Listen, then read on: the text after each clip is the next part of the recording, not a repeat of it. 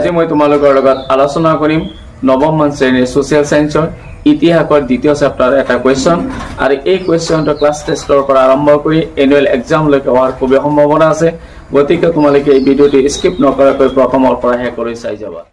আজি প্ৰশ্নটো হৈছে সিপাহী বিদ্ৰোহে কেনেকৈ ভাৰতীয় জাতীয়তাবাদৰ উন্মেষ ঘটাইছিল চমুকৈ লিখা এনসাৰটো আমি এনেকৈ লিখিম 1857 চনৰ সিপাহী বিদ্ৰোহ আছিল এক প্ৰকাৰৰ মুক্তিৰ আন্দোলন